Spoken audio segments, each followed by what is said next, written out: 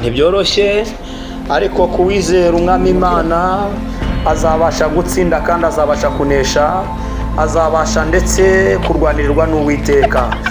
Ngaho itegereze nawe mwako kanya. Hanyuma pasiteri nibwo yahuraga ndetse na rya dayimoni rimwe iramuseka kandi irakaye cyane, ariko ijambo riravuga ngo wasindishije ishyano kubera ko mu bitegereze dore amenyo, dore kwasama, irebere nawe. Ariko mu ijuru hari Imana. Nibwo Renzo yamaze kugwa hasi, nibwo tugiye kuri season ibya Renzo. Hanyuma bidatinze turakomeje ndetse hakuno, ndetse dayimoni nta cyiza cye, dayimoni ndetse arimo ararwana ashaka gucocomera abana b'Imana, ariko mu ijuru hari Imana. Itegereze neza ubutware Yesu ahereza abantu be. Uyu munsi tugiye kureba uburyo ijuru ndetse ribasha gutwika umurozi, rigatwika dayimoni agashya akarimbuka ndetse agakorwa n'isoni. Ngakomeza witegereze neza ndetse iby'iyi filime aho biri buze kurangirira nuko biri buze kugenda. Ndetse bene data nshuti z'umusaraba, umuntu wese uzabona ishyano ndetse urwanya umugambi w'Imana cyangwa se utuka umwuka wera azabona ishyano. Kandi umuntu wese ndetse urwanya icyo Imana yavuze n'icyo Imana yagambiriye, uwo nguwo azamwagurika, azakorwa n'isoni, ndetse Imana iri mu ijuru izabasha kumukura ku mugani wa cya giti. Ariko uwizera Imana azabasha kubona ubugingo buhoraho kandi azabasha kubana n'Imana ndetse atwikiriwe n'Imana. Turakomeje nanone. Gusenga bikingura ijuru, gusenga bitwika dayimoni, gusenga bitumuroza mwara.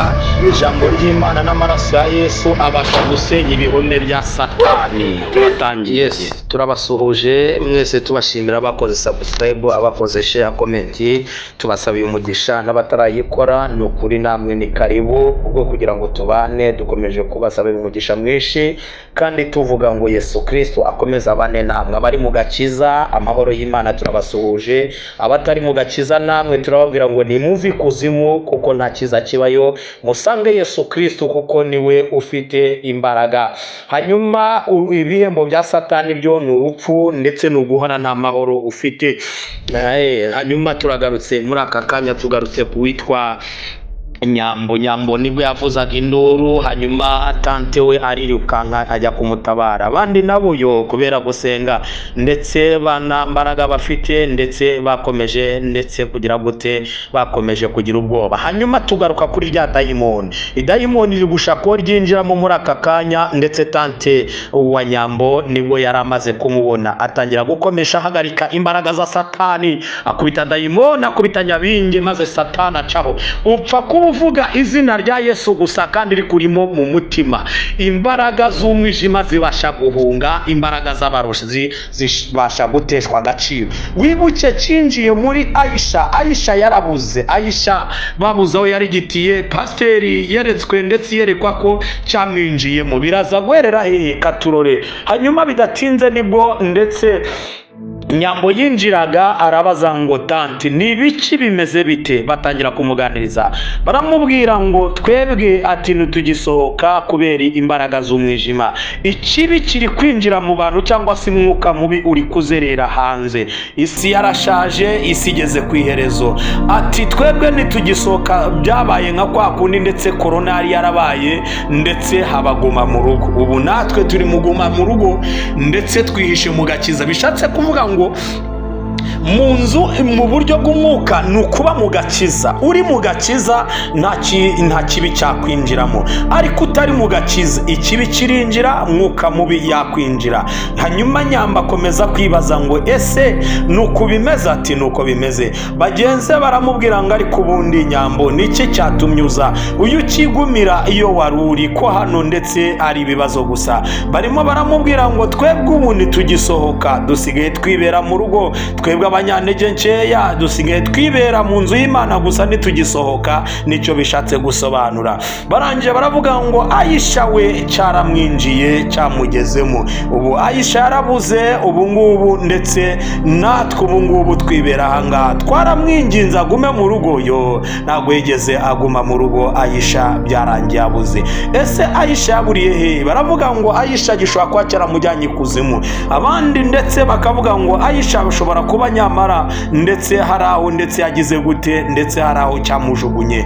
Nabwo ni ibibazo. Tugaruka hakuno ndetse kuri Magagare Kiramani ndetse na Magagare ndetse Madamu Teta nibo tugarutseho.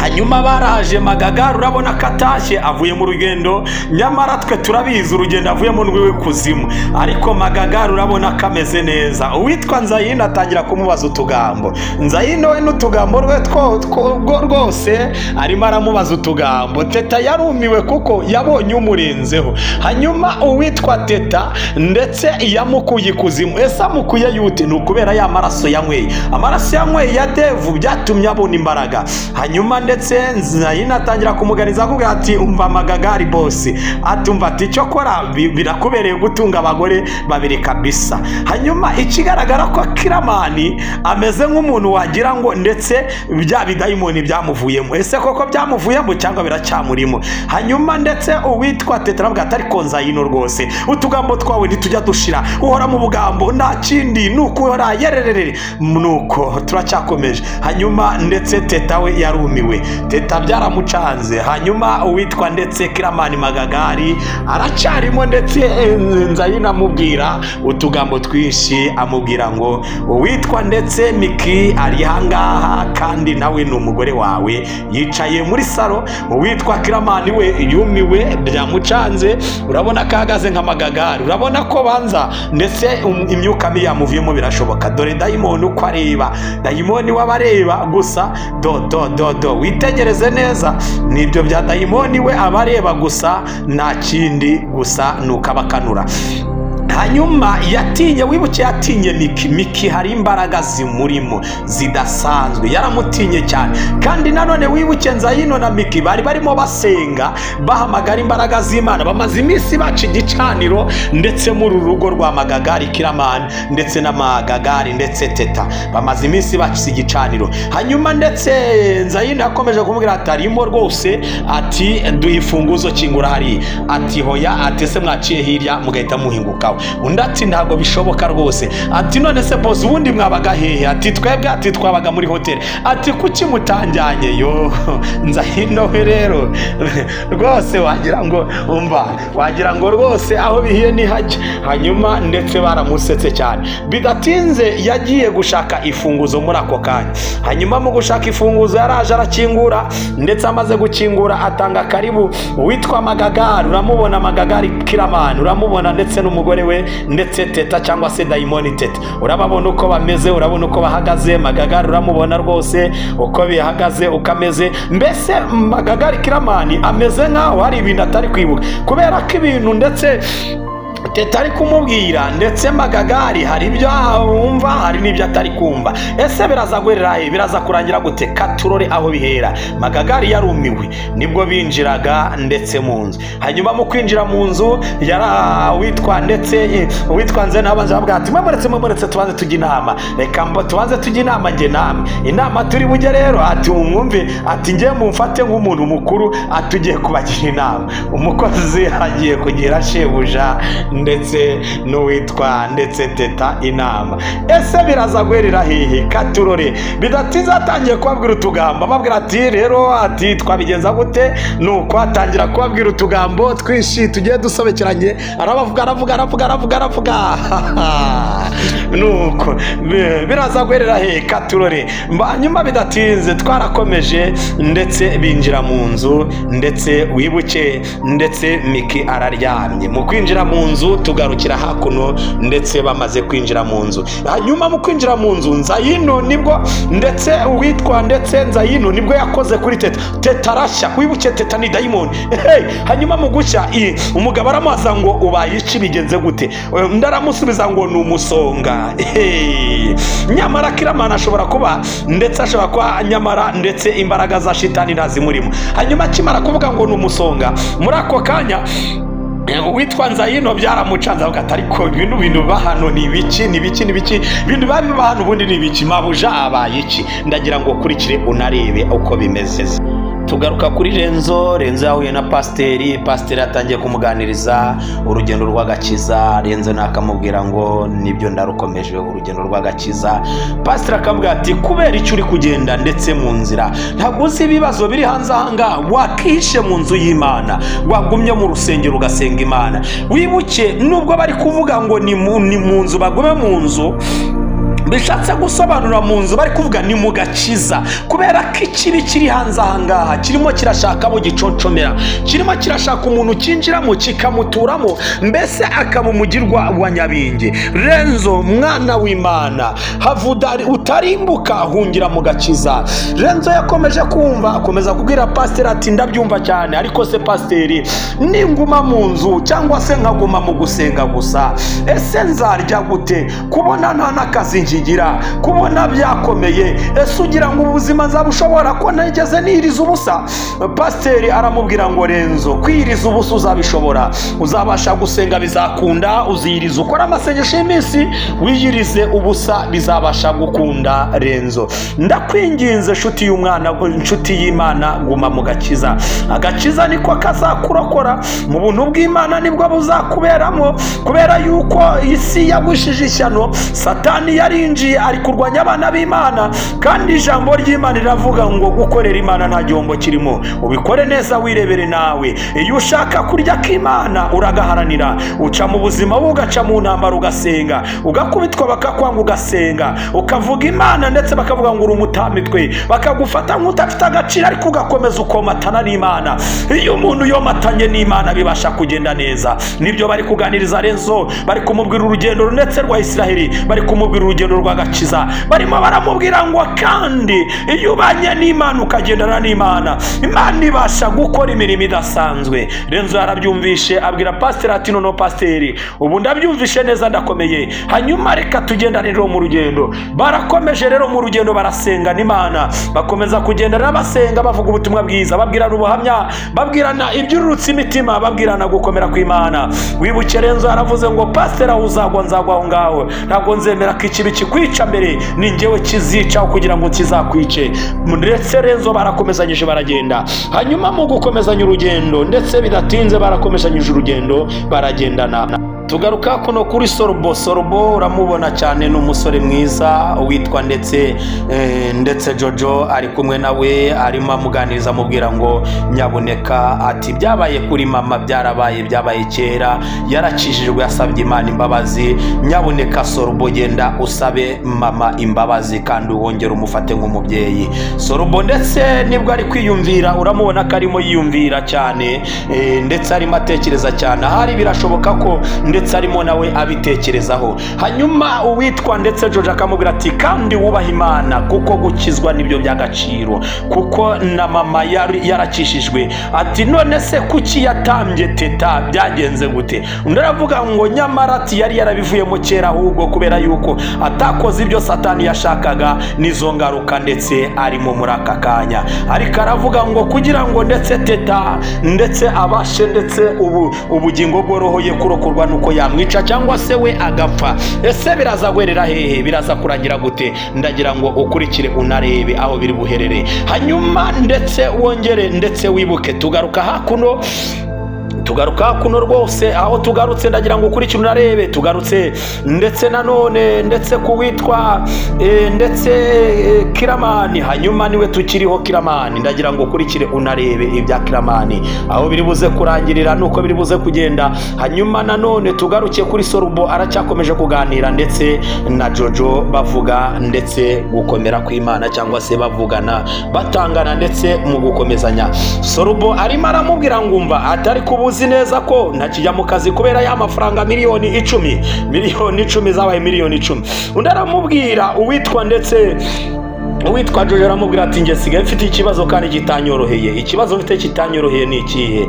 Ati sigaye ndota uwitwa ndetse mugenzi wanjye Nana, niwe sigaye ndota Nana, ndetse ari kumbwira ngo ibyamubayeho byose ni nge wabiteye. Ati dore ati ndetse afite n'icyuma ndetse ashaka kunyica. Uwitwa ndetse Sorobo akamubwira ati umva, ati humura, ariko ibyo ntago ari ikibazo.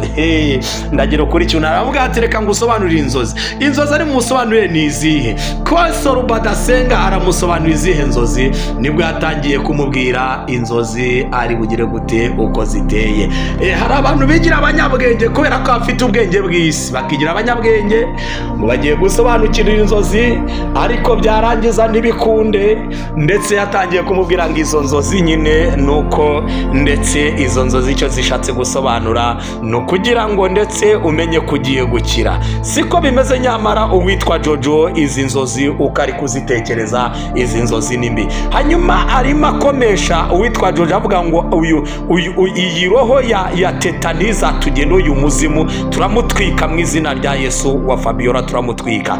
Hanyuma bidatinze twarakomeje urugendo rwacu ndetse kuwitwa ndetse Jojo. Nanone turacyakomeza, tugarutse kuri tante wa Nyambo ndetse na Nyambo n'abagenzi be barimo baraganira, bavuga ndetse uburyo iki kibi kimeze, cyangwa se bavuga ndetse ibiri kubatera. Hanyuma ndetse uwitwa Claudia amuha ku buhamya abuhereza mugenzi we, ndetse Nyambo amubwira ati nukuri nabonye Imana, amubwira ngo nge nabonye ukuboko kw'Imana nani nararozwe, none ikibi cyamvuyemo gifite uburakari bwinshi, nicyo kiri kurwanya abana b'Imana, nicyo kiri kugenda ku bana b'Imana, nicyo kiri kubarwanya gishaka kubarimbura, gishaka ndetse kubagirira nabi. Iki kibi ndetse cyamvuyemo none nicyo cyajyanye Aisha, nicyo kiri kuzenguruka hanze aha, atari ko nge nabonye ukuboko kw'Imana, barasengeye mbona ukuboko kw'Imana. Burya uwitwa Devu yari yarandoze, ati none ati narasengewe ndakira, ari kuba buhamya. Nawe birashoboka cyane ko hari ikintu ufite cyakomeza abantu b'Imana, hari ubuhamya ufite, birashoboka yuko umwanzi yari asenye urugo Uwiteka akarwubaka, birashoboka ko nawe ndetse hari karande zakugenzeho zituma udashaka, cyangwa se zituma ndetse utaba mu buzima bwiza. Claudia nawe ari kuba ubuhamya bw'uburyo ndetse abantu benshi bafite urukundo kubera bagiye gushaka imiti, bakoresha imiti kubwo kugira ngo bakunde cyangwa bakundwe. Nyamara iri jambo cyangwa se ubuhamya ari kukubwira cyangwa ari kuvuga ni ukugira ngo ubashe gukizwa, ubashe gukizwa, ukorera Imana, ugendane n'Imana, uvuge Yesu neza, umuhamirize, umuvuge ndetse utamubwiwe n'abandi, ahubwo umuvuge nawe ubwawe kuko wamwiboneye. Uyu ni Claudia urimo ndetse abwira Nyambo na mugenzi we abibabwira. Hanyuma babwira ngo Aisha, birashoboka ko Aisha we ndetse yaba yarajyanywe kuzimu. Nyamara ndetse Claudia ndetse mu bigaragara byo nubwo ari umunyantege nkeya, ariko arimo arashaka ndetse gusenga. Hanyuma uwitwa Nyambo ari kubabwira ngo rero kugira ngo tubashe gutsinda uyu mubi nuko tubasha gusenga, tugafata amasengesho y'imisi, tugasenga, tugahamagara Imana. Nicyo kizatuma tunesha, nicyo kizatuma dutsinda uyu mubi cyangwa se uyu mwanzi Satani, nicyo kizatuma ndetse uwitwa Aisha ava ikuzimu cyangwa se ava aho bamusize. Rero mureke dufatanye dusenge, duhamagara Imana, tubwire Imana ngo Mana ngwino uturengere, tubwire Imana ngo Mana ngwino udutabare, kuko Imana izamanuka idutabare. Imana y'amahoro ishimwe, Imana y'amahoro ihimbazwe cyane. Ijambo ry'Imana riravuga ngo korera Imana cyangwa urorere kuko ari urubanza rwawe. Korera Imana ubifisizeho umwete kuko Yesu ahemba neza ntajya yambura. Wibuke umuntu ukoreye Imana cyangwa se wakoreye Imana. Reka mbabwire, umuntu wakoreye Imana cyangwa ubana n'Imana ntabwo dayimoni yamuhangara, nta nubwo yamwinjiramo. Wibuke ndetse nyina wa tante ubwo nyina ko tante wa Nyambo, tanti wa Nyambo ubwo yasengaga Imana, ndetse hari imbaraga z'umwijima zabashije guteshwa agaciro, hari imbaraga z'umwijima zabashe kuongoka. Uyu munsi ndetse uwitwa ndetse Pastor Sabi wibuke nawe arimo ndetse ari kugendana ndetse n'uwitwa ndetse Renzo, niwe bari kugendana muri rugendo, barimo baganira, bavuga ku buhamya, bavuga gukomera kw'Imana, barimo baragenda mu rugendo bari gusenga, bavuga imirimo y'Imana. Ariko ukabagenda bari gusenga bavuga imirimo y'Imana, ni nako ndetse barimo bagenda ndetse baganira, bavuga gukomera kw'Imana, bavuga imirimo n'ibitangaza y'Imana uko bimeze nuko bihagaze. Ndagira ngo ukurikire kandi urebe aho filime yacu iri buze ndetse kurangirira kurikira kandi wirebere iyi season cyane, ndetse irimo iby'ubwenge bwinshi, irimo byinshi by'ubwenge, irimo byinshi by'umumaro, kandi dushimira abakomeje kuyikina. Kiramani tumushimira ndetse tumusabira umugisha kuko niwe director w'agafilime, ndetse Kiramani dukomeza kuvuga ngo Yesu akomeza mu imbaraga kandi amuha ibishoro byinshi kubwo kugira ngo akomeze ndetse iyi filime, kuko iyi filime iragenda itwigisha ku gakiza ndetse no ku mbaraga za Satani, igenda itwigisha ubuzima bwa buri munsi tubayemo cyangwa se urimo ndetse ukoramo cyangwa se ubayeho mu buzima bwa buri munsi.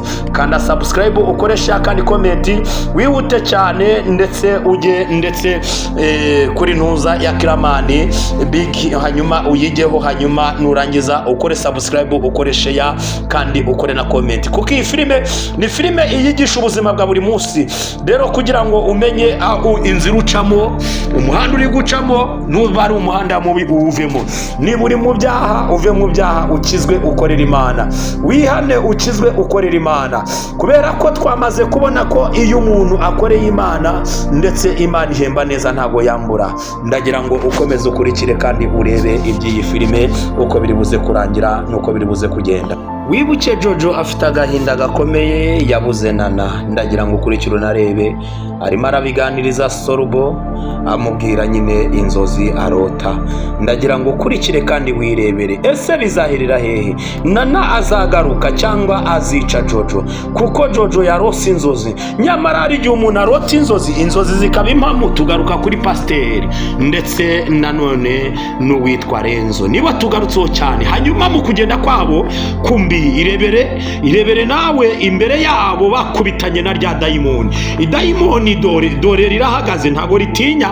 Buriya dayimoni ntatinya, ahora yumva ko yahora atsinda. Muri ako kanya yarasetse cyane ndetse araseka, akubitwa igitwenge cy'abazimu. Wumve igitwenge cy'abadayimoni. Muri ako kanya mu gukubitwa igitwenge, ako kanya ararakaye, ahita yigira nk'inyamaswa, aratontoma cyane. Dayimoni mu gutontoma cyane, hanyuma ndetse Pasiteri Sabi yakomeje areba, hanyuma bidatinze Renzo yahise yikubita hasi.